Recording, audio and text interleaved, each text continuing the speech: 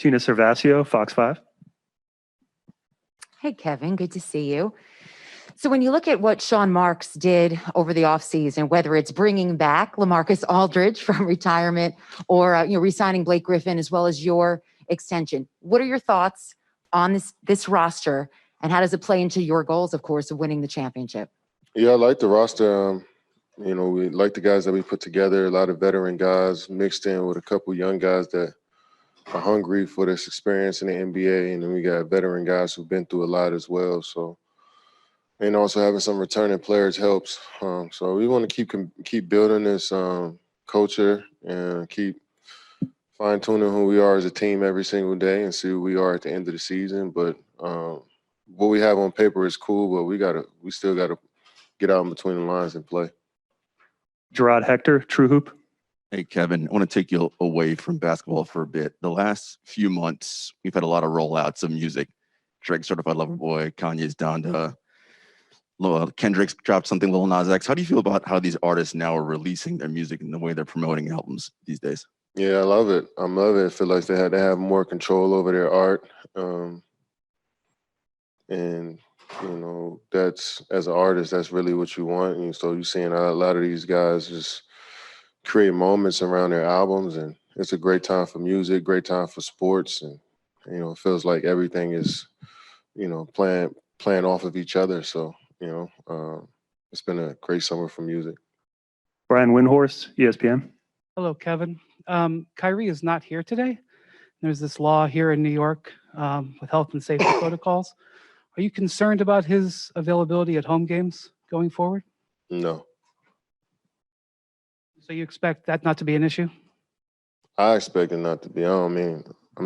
That's on Kyrie, and that's his personal decision. What he does is not on us to speculate what may happen. But we trust in Kyrie, and I expect us to have our whole team at some point. Alex Schiffer, The Athletic. Hey, Kevin. Sean said when LaMarcus first called him about coming back, he tried to initially talk him out of it and said he didn't need to do this. I'm just curious what your conversations were like with him when he was thinking about a comeback and his talk about there being unfinished business.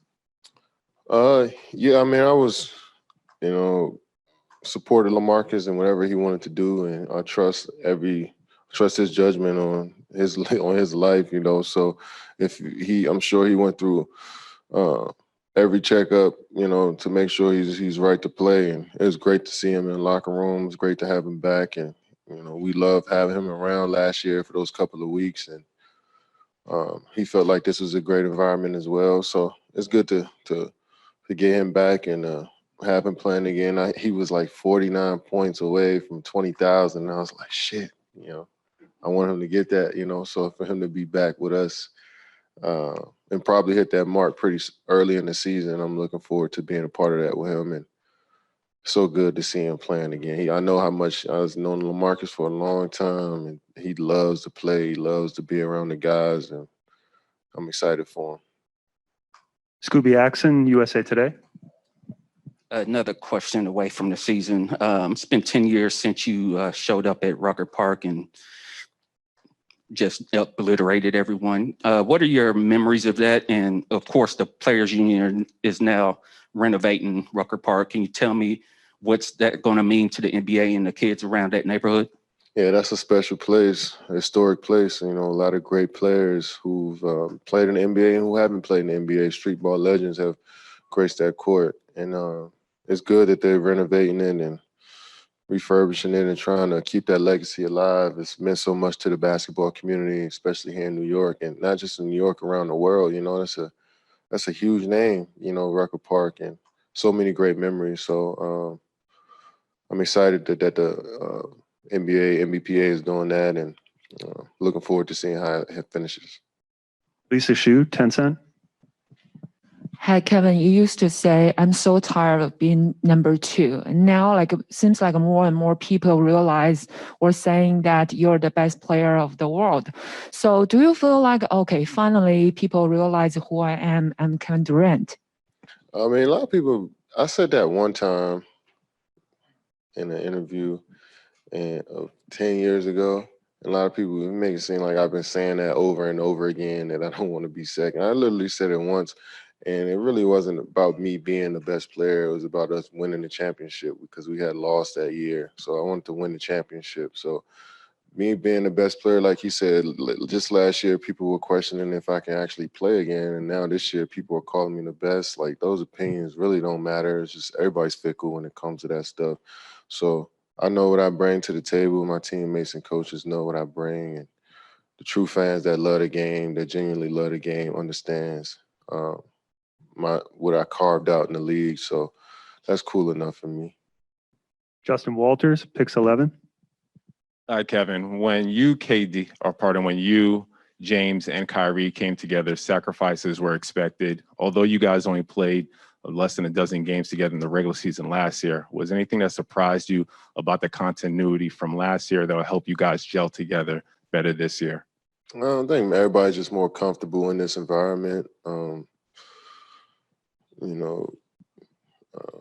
We've been through a season together. Even though we were injured, we still traveled together, practice. We're around each other every day. So that stuff is good. Walking into another season, just familiar with the faces in the locker room and the coaching staff.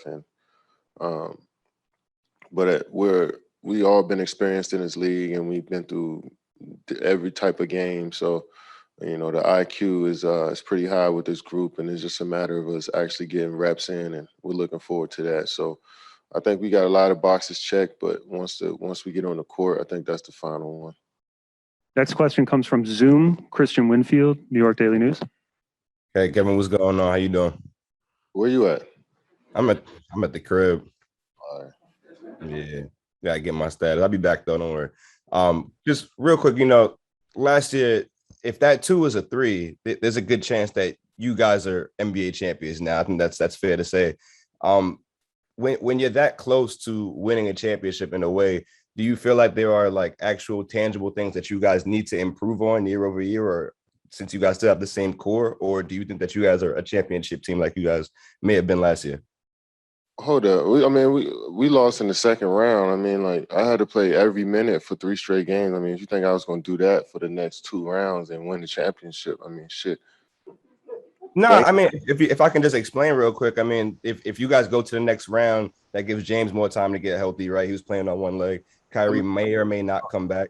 When you think about a hamstring, I don't think those get better if you play on them. You know what I'm saying? So I don't know. We can have this conversation if we want, but I feel like we put ourselves in a position to win in that second round. But I think our experience of going through a tough grueling 7-game series is going to help us out as far as knowing what it takes, and what those games look like coming down to the wire.